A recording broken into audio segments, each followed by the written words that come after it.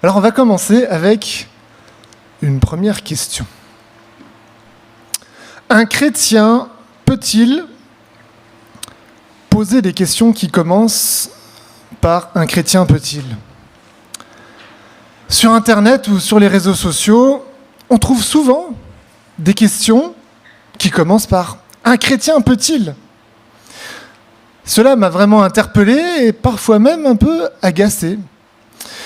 Je me suis dit, mais pourquoi est-ce qu'on se pose ce genre de questions ? Est-ce que on a vraiment envie de savoir ce qui plaît à Dieu ? Ou est-ce une envie de négocier une marge de manœuvre, une marge de liberté la plus grande possible, tout en pouvant être considéré comme juste devant Dieu ?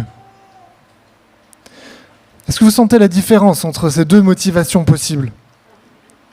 Dans le deuxième cas, ce n'est pas Dieu qui nous intéresse, mais de faire ce qu'on veut. Ça en dit long sur l'état de notre cœur. Alors c'est pour ça que, un peu par provocation, j'aime bien poser cette question, je crois que je l'ai déjà fait sur les réseaux sociaux. Un chrétien peut-il poser une question qui commence par « un chrétien peut-il » ? C'est pas juste un trait d'humour, mais c'est une vraie interrogation pour questionner nos motivations. Alors aujourd'hui, on va aborder deux sujets qui pourraient susciter des questions du type « un chrétien peut-il » ? Le premier concerne le divorce et le deuxième concerne les serments, le fait de jurer. Alors le message d'aujourd'hui s'inscrit dans notre série sur le sermon sur la montagne, qui est une compilation de discours de Jésus qui ont été donnés à ses disciples et qui ont été regroupés par l'évangéliste Matthieu dans 3 chapitres de son évangile, chapitres 5 à 7. Et ce qui nous préoccupe de manière générale dans ce sermon sur la montagne, c'est de savoir comment mener une vie juste devant Dieu. Le passage du jour s'inscrit dans une sous-section de ce sermon où Jésus revisite la loi. Et il énonce 6 aspects, et donc on voit 2 de ces 6 aspects aujourd'hui. Donc on est dans chapitre 5, les versets 31 à 37. Donc Matthieu 5, 31 à 37. Il a aussi été dit, si quelqu'un divorce d'avec sa femme, il doit le lui signifier par une déclaration écrite. Eh bien moi je vous dis, celui qui divorce d'avec sa femme, sauf en cas d'immoralité sexuelle, l'expose à devenir adultère. Et celui qui épouse une femme divorcée commet lui-même un adultère. Vous avez encore appris qu'il a été dit à nos ancêtres, « Tu ne rompras pas ton serment. Ce que tu as promis avec serment devant le Seigneur, tu l'accompliras. » Eh bien, moi je vous dis de ne pas faire de serment du tout. Ne dites pas, « Je le jure par le ciel », car le ciel, c'est le trône de Dieu. Ou « J'en prends la terre à témoin », car elle est l'escabeau où Dieu pose ses pieds. Ou « Je le jure par Jérusalem », car elle est la ville de Dieu, le grand roi. Ne dites pas davantage « Je le jure sur ma tête », car tu ne peux pas rendre un seul de tes cheveux blancs ou noirs. Dites simplement « oui » si c'est oui, « non » si c'est non. Tous les serments qu'on y ajoute viennent du diable. Alors, avant de rentrer dans le vif du sujet, il est important qu'on comprenne la dynamique dans laquelle ce texte s'inscrit. Et en particulier qu'on comprenne la conception que Jésus avait de la loi. Quand il était sur terre, Jésus a vraiment marqué les esprits par son enseignement. Les gens étaient surpris par l'autorité avec laquelle il enseignait. Lui qui n'avait pas suivi des grandes études religieuses auprès des meilleurs rabbins du moment, lui qui venait d'une famille modeste. Et pourtant, non seulement il tenait tête aux spécialistes de la loi, mais il enseignait avec une autorité supérieure. Et quand on lit le récit de ces différentes confrontations avec les pharisiens et autres scribes, on peut être impressionné de comment il les retournait, ce qui avait le don de les énerver. Il dénonçait la logique avec laquelle ils abordaient la loi. Depuis des années, les rabbins juifs avaient rajouté un tas de règles à respecter pour être sûrs de bien obéir aux commandements de la loi de Moïse. Leur logique, c'était d'ériger une barrière autour de la loi, autour de la Torah. Le problème, c'est que ça ajoutait de la complexité à l'observance de la loi. Imaginez déjà ce que ça représente d'obéir à 100% aux 10 commandements. C'est déjà balèze. Mais alors, si on rajoute des centaines de lois, c'est décourageant. L'avantage de toutes ces règles, c'est que ça permettait de mettre en avant des choses qu'on pouvait faire qui étaient visibles de tous et de donner l'impression qu'on était des champions de la loi. Et cela, pour les pharisiens, ça leur permettait d'appuyer leur autorité et leur influence et donc de dominer un peu plus le peuple. Alors, quel était leur problème ? À force de vouloir devenir des champions de la loi, du droit, ils en ont perdu de vue l'objectif qui est la justice. Et c'est ça que Jésus leur reprochait. C'était de l'hypocrisie en fait. Alors, la différence entre le droit et la justice, c'est quelque chose qui m'a frappé quand j'étais étudiant. J'avais un cours de droit des affaires et le prof, c'était un avocat qui avait eu l'habitude de défendre des escrocs. Et il était tout fier de nous raconter comment il avait pu sortir ses clients d'affaires ou amoindrir leur peine en jouant avec les règles du droit, dont il connaissait parfaitement les failles. Ça m'avait profondément choqué, dégoûté. C'était du droit peut-être, mais pas du tout de la justice. La conception de la loi qu'avait Jésus était beaucoup moins sur la forme, mais plus sur le fond, sur la justice justement. Et il avait résumé la loi en ces 2 plus grands commandements. Aimer Dieu de tout son être et aimer son prochain comme soi-même. Alors, Jésus était accusé par les pharisiens de ne pas respecter la loi. Par exemple, il avait été pris en flagrant délit, entre guillemets, d'effectuer un travail, en fait une guérison, le jour du sabbat. Ou alors on lui reprochait que lui ou ses disciples n'étaient pas toujours à cheval sur les règles de lavement rituel des mains avant le repas. Il lui était aussi reproché d'être ami des pécheurs, des gens de mauvaise vie. Et dans le Sermon sur la montagne, Jésus explique qu'il n'est pas venu pour abolir la loi, pour enlever, supprimer cette loi, mais au contraire, pour l'accomplir. Il n'est pas venu la supprimer, mais lui redonner tout son sens, puisque les gens avaient perdu de vue pourquoi Dieu avait donné cette loi. Et paradoxalement, alors qu'il était vu par certains pour être laxiste, Jésus prêche ici une vision encore plus exigeante et intransigeante de comment il faut observer la loi de Dieu. En fait, le péché, ça ne se limite pas à ce qui se voit, les actes qu'on fait devant tous. Ça commence dans nos pensées. Aïe, aïe, aïe. Et pour lutter contre le péché, Jésus préconise des solutions radicales comme s'arracher l'œil ou se couper la main si ça nous fait tomber dans le péché. C'est ce qu'on voit dans les versets qui précèdent le texte qu'on a lu aujourd'hui. Alors, venons-en maintenant à notre premier sujet du jour qui concerne le divorce. Alors avant d'aller plus loin, j'aimerais faire une remarque préliminaire, un disclaimer. Ce que nous allons voir pourrait donner l'impression que c'est un sujet facile si on se contente d'en avoir une approche théorique. Mais en pratique, c'est un des sujets les plus difficiles à gérer, notamment pour les pasteurs dans une église, sans parler des personnes qui le vivent directement. Alors, s'il fallait retenir une chose à propos du divorce, pour faire simple, Jésus affirme que le divorce n'est pas la volonté de Dieu. Et dès le début de la Bible, le projet de Dieu est clairement annoncé.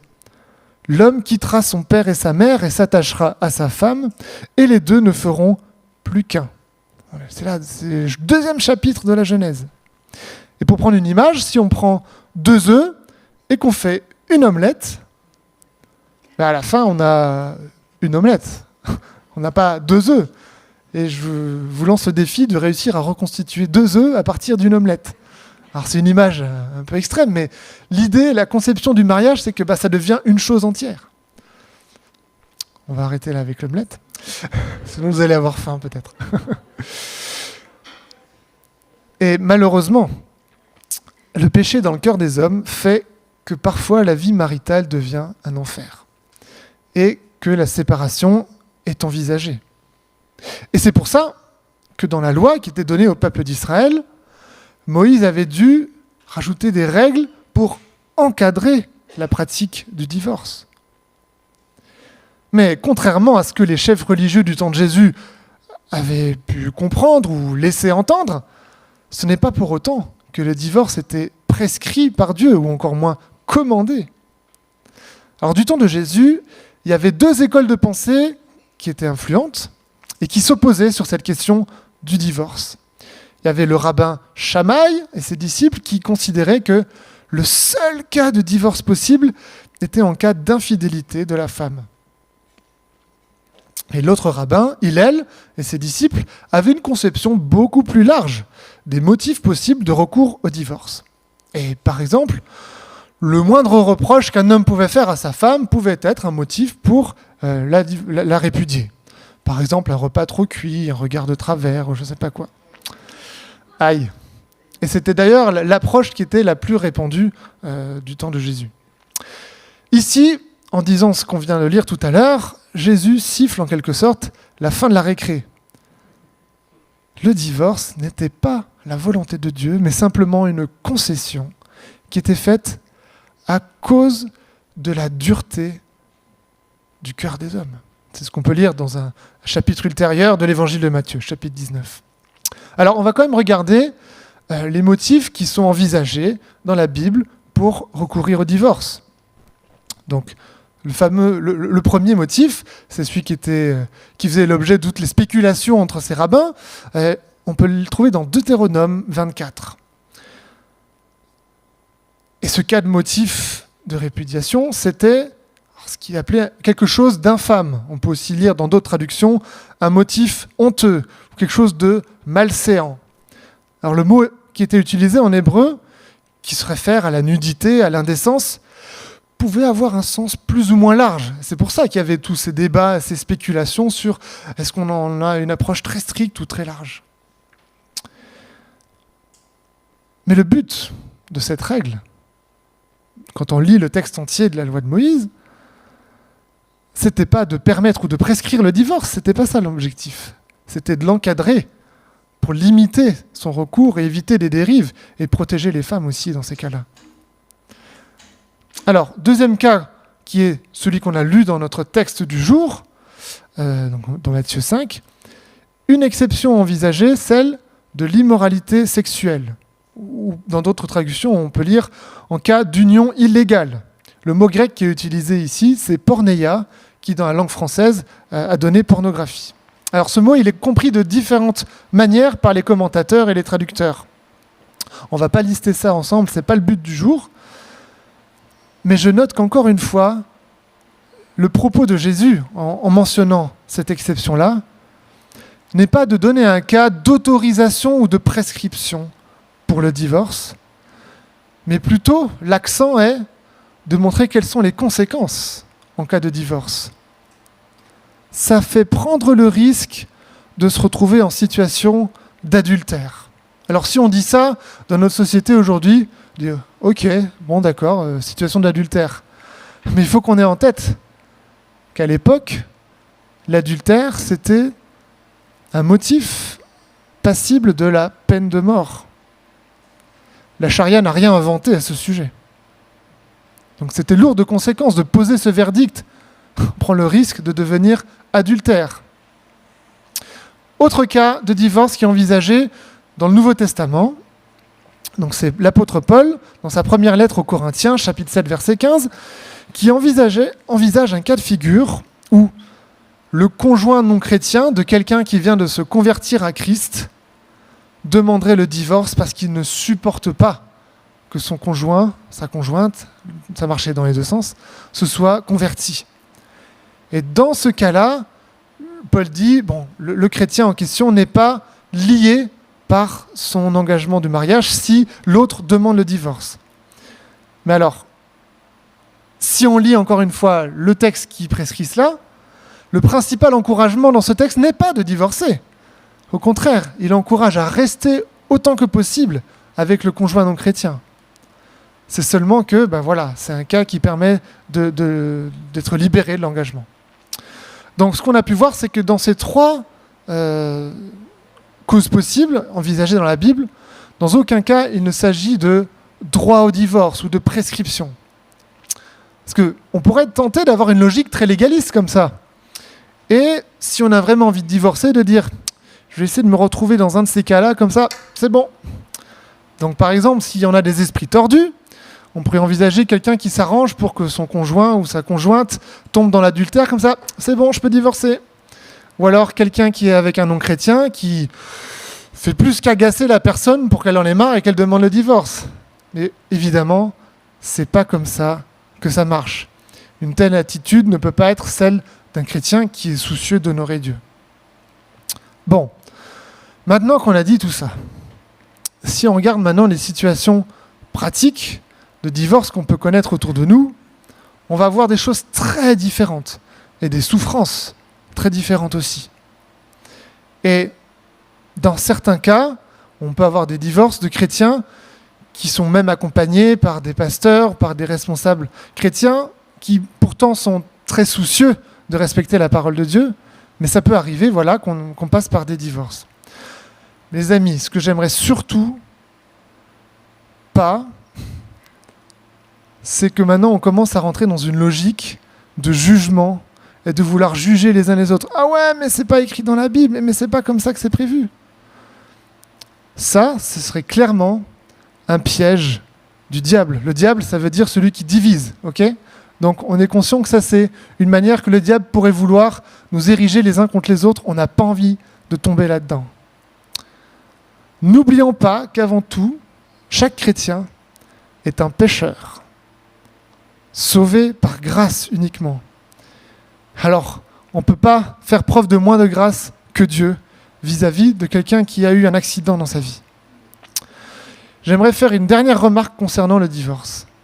Il faut qu'on soit conscient qu'on vit dans une société où la conception du divorce n'est pas celle de la Bible. Dans notre société, le divorce est quelque chose de beaucoup plus banal. Et encore, on parle de gens qui sont déjà mariés alors que le mariage est déjà quelque chose l'idée est abandonnée pour beaucoup qui ne voient pas quelle est la beauté de l'engagement exclusif, mutuel, à vie entre deux êtres. On est, qu'on le veuille ou non, dans une culture individualiste. Et ça fait des ravages dans les familles et ça a des incidences autant individuelles que collectives. Donc soyons conscients que notre manière d'aborder le mariage ou le divorce va être influencée par ce qui est autour de nous. Et donc en tant que chrétiens, cherchons notre influence dans la Bible, dans la parole de Dieu. Mais c'est pas facile de nager à contre-courant. Alors, après avoir parlé du divorce, on va voir le deuxième sujet, qui est celui des serments. Donc, on est toujours dans cette série « Jésus qui revisite la loi ». Alors, juste pour reprendre un bout de ce qu'on a lu tout à l'heure. Vous avez encore appris qu'il a été dit à nos ancêtres « Tu ne rompras pas ton serment. Ce que tu as promis avec serment devant le Seigneur, tu l'accompliras. » Eh bien, moi je vous dis de ne pas faire de serment du tout. Ne dites pas « Je le jure par le ciel », car le ciel, c'est le trône de Dieu. Donc Jésus s'attaque ici au serment que l'on peut faire pour donner plus de poids à ce qu'on dit. Alors, c'est peut-être un sujet qui nous parle moins que le divorce. On ne fait pas des serments tous les jours, c'est moins dans notre culture. Alors, je vais vous ramener avec moi, il y a quelques années en arrière, quand j'étais à l'école, et dans les cours de récréation, ça peut parler entre enfants, et « Bon, tu me le promets ? Ouais. Bon, tu le jures ? Sur la tête de ta mère ?» Ok ? On peut aussi entendre entre musulmans sur le Coran ou sur la Mecque. Alors, Pour ma part, quand j'étais enfant, je me contentais de promettre parce qu'on m'avait dit qu'il fallait pas jurer, donc j'ai pas le droit de jurer. Après, plus tard, j'ai découvert qu'il y avait d'autres techniques. Ah, mais j'avais croisé les doigts, donc c'était pas vrai ce que j'ai dit. Il y en a même qui poussaient le vice à croiser les doigts de pied. Technique imparable. Alors, on va revenir à notre texte. Ce que Jésus reprochait aux responsables religieux, c'est qu'ils tordaient le sens du commandement de Dieu, qu'on va lire maintenant dans Lévitique 19, verset 12. « Vous ne prononcerez pas de faux serments par mon nom, car en faisant cela, vous profaneriez le nom de votre Dieu. Je suis l'Éternel. » Alors pour essayer de paraphraser la fausse logique tordue que peuvent avoir certains, alors ok, on ne peut pas faire de faux serments par le nom de Dieu. Mais alors ça veut dire que si on fait un serment par un autre nom, ça passe. C'est comme ça qu'il y avait tout un système très hypocrite.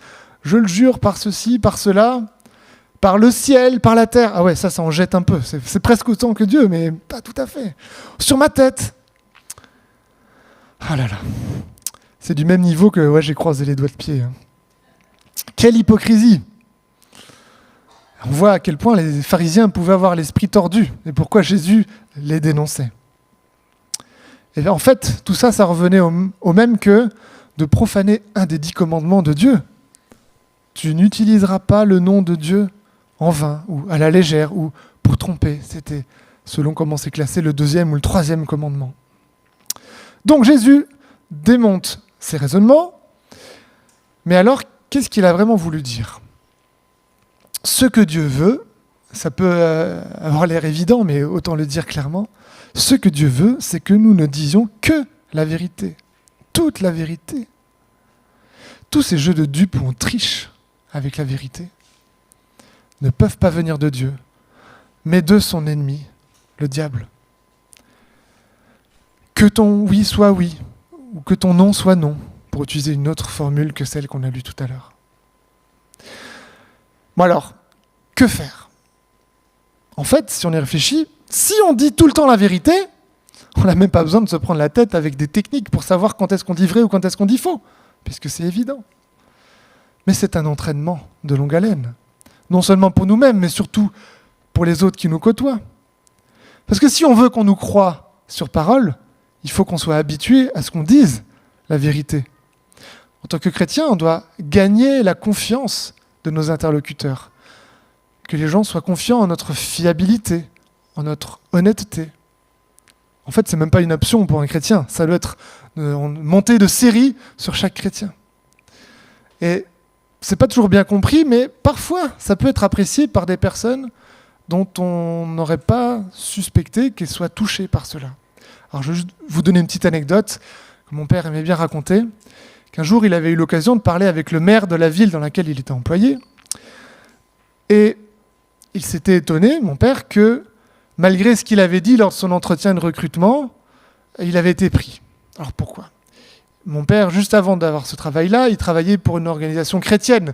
Donc il a dû dire qu'il était chrétien et qu'il avait arrêté un peu sa carrière pour faire ça. Et il savait pertinemment que le maire de cette ville était notoirement anti-chrétien, anti-religieux, donc il se disait, voilà, je vais être grillé, c'est même pas la peine. Et donc le maire, avec qui il a pu discuter plusieurs années après, il lui a dit, non, au contraire. Je savais qu'un homme comme vous, c'était quelqu'un avec des valeurs, quelqu'un en qui je pourrais placer ma confiance. Waouh ! Il y avait quand même cette image, même chez quelqu'un qui était contre la religion, que les chrétiens sont des gens en qui on peut faire confiance. Est-ce qu'on donne cette image-là des chrétiens ?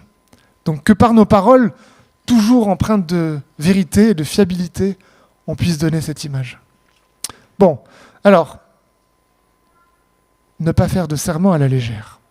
Mais est-ce que ça veut dire qu'on ne devrait pas faire de serment du tout ?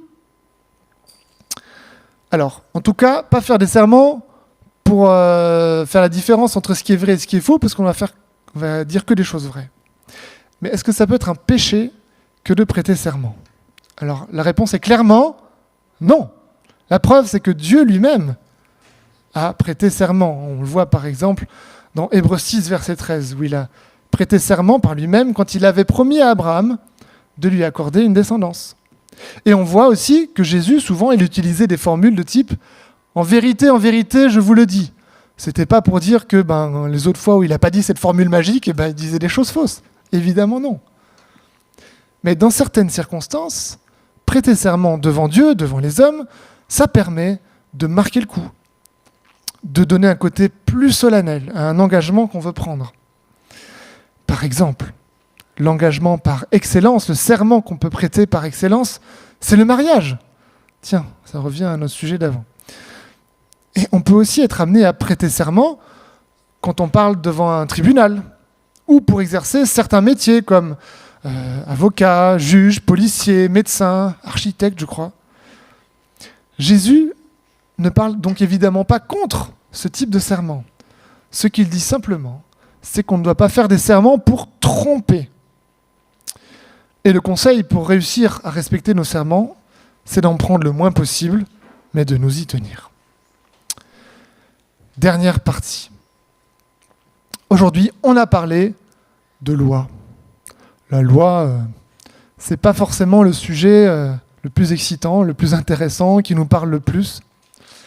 Et quand on parle de loi, il y a un autre sujet dont il faut absolument qu'on parle, si on veut être biblique, c'est de parler aussi de la grâce. Alors, parfois les chrétiens évitent de parler de la loi, parce qu'ils disent « Oh ouais, mais non, ça c'était l'Ancien Testament, c'était pour les Juifs, aujourd'hui, non, ça ne nous concerne pas. » C'est clairement pas vrai, si on prend en compte ce qu'on a lu tout à l'heure. La loi revisitée par Jésus, déjà on est dans le Nouveau Testament, l'Évangile, et il n'est pas en train de dire que la loi est finie. Au contraire, il dit « Je suis venu l'accomplir ». Et pire que ça, la loi revisitée par Jésus était encore plus exigeante que celle que les pharisiens enseignaient. Alors on pourrait se dire, oui, mais quand même, l'apôtre Paul a dit, le chrétien n'est pas sous la loi, mais sous la grâce. C'est vrai, c'est dans Romains 6, verset 14. Et je l'ai dit, c'est important, indispensable de parler de grâce quand on parle de loi. Mais simplement, il faut comprendre que les deux ne s'opposent pas. Il n'y a pas de contradiction, ni chez Jésus, ni chez Paul. C'est juste qu'il faut comprendre à quoi sert l'une et l'autre. L'utilité de la loi, c'est de faire comprendre ce que Dieu veut pour nous. Il y a les grandes lignes, et après c'est décliné dans des ordonnances plus ou moins précises. Et la loi est une bonne chose. Mais le revers de la médaille avec la loi, c'est qu'elle montre ce qui ne va pas. Être sous la loi, ça veut dire être sous le régime de la loi, que notre vie est évaluée par la loi. Et en fait, quand on fait ça, quand on évalue la vie de quelqu'un par rapport à la loi, il n'y a qu'une seule conclusion à laquelle on arrivera fatalement, c'est un constat d'échec. Tout le monde a enfreint la loi. Et donc on ne peut pas apparaître devant Dieu justifié par la loi qu'on aurait obéi, parce qu'on n'y arrive pas.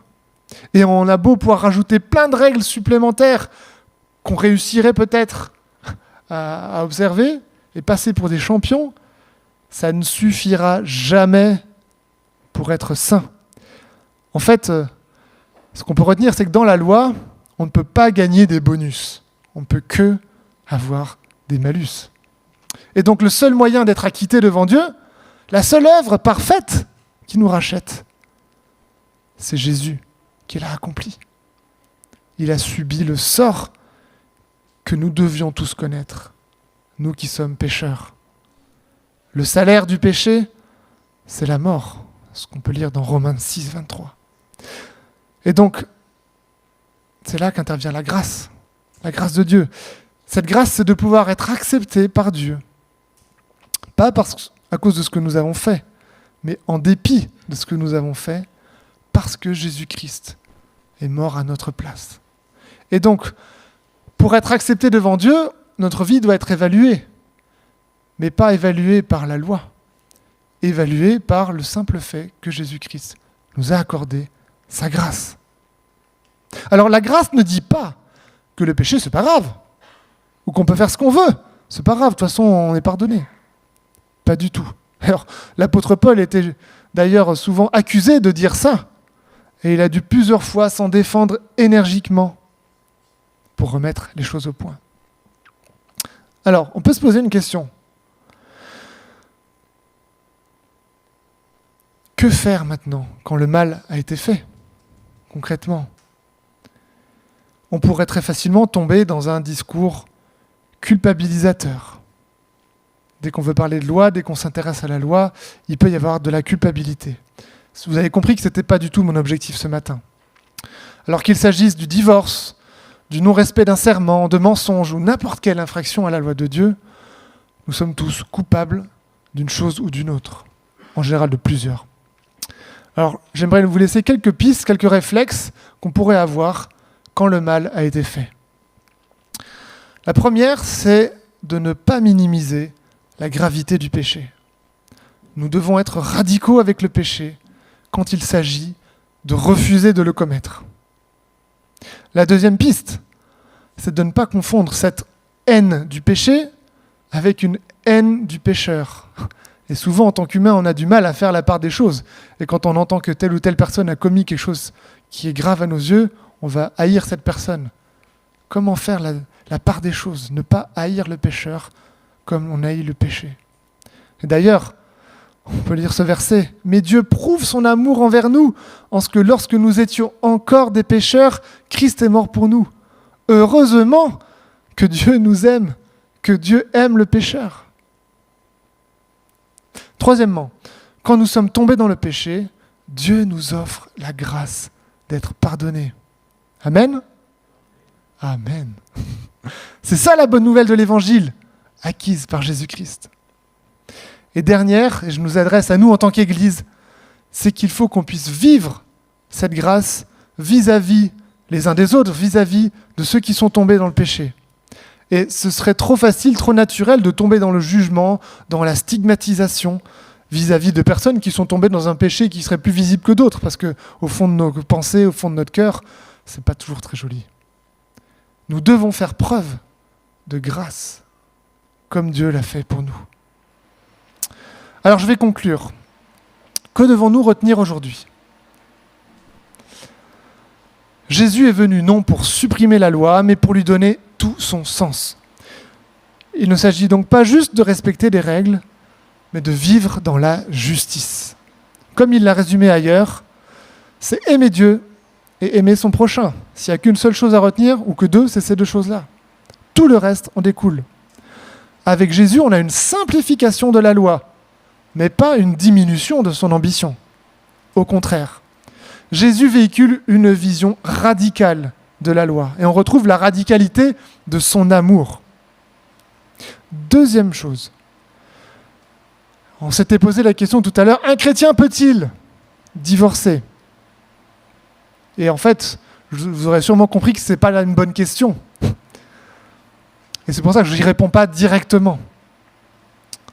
Ce qu'on doit retenir, c'est que le divorce n'était pas ce que Dieu a prévu, que l'homme ne sépare pas ce que Dieu a uni, mais que c'est une concession à cause de la dureté du cœur de l'homme. Il y a des situations où le divorce est un moindre mal, mais n'en faisons pas une règle systématique ou un droit que l'on peut revendiquer. Troisièmement, Jésus enseigne une vision tout aussi radicale et entière de la crédibilité de nos paroles. On ne doit parler que de la vérité. C'est la base. Et il n'y a pas de mal à prêter serment. Simplement, n'en faisons pas à la légère et tenons-nous-y. Et enfin, aussi juste et bonne que soit la loi, ne lui donnons pas un rôle qui ne peut pas être le sien. Ne lui donnons pas le droit de nous juger ou de juger les autres. Dieu nous accepte non pas parce que nous réussissons à respecter la loi, mais parce qu'il nous a fait grâce. Et de même que nous recevons cette grâce, nous devons faire preuve d'autant de grâce envers le pécheur. En fait, envers nous-mêmes déjà. Alors, je vous laisse cette dernière histoire tirée de la Bible. Quand Jésus est arrêté, Pierre, un de ses disciples, l'a renié 3 fois. Et la 3e fois, il l'a même renié en jurant, en prêtant serment. Et dans certaines traductions, on peut lire « Que je sois maudit si ce n'est pas vrai !» Waouh! C'est pile une infraction à cette loi que Jésus nous a rappelée aujourd'hui concernant les serments. Et pourtant, dans la suite de l'histoire, on voit que Jésus, non seulement a pardonné à Pierre, mais il lui a confié un ministère très important, d'être le premier leader de l'Église. Si ça, c'est pas de la grâce, je ne sais pas ce que c'est, les amis. Il ne lui a pas dit que c'était pas grave de l'avoir renié. Il n'en a même pas parlé. Il s'est juste assuré de savoir que Pierre l'aimait. C'est ça qui compte. Sachons nous inspirer de cet exemple et de voir les autres comme Jésus les voit. Je vous invite à vous lever et on va prier pour conclure ce message. Seigneur notre Dieu, merci parce que tu es Dieu aimant, qui nous a aimés même quand nous étions pécheurs.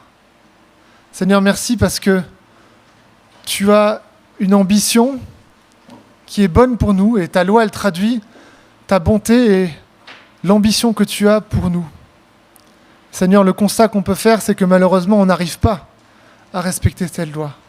Mais merci pour la grâce que tu nous donnes.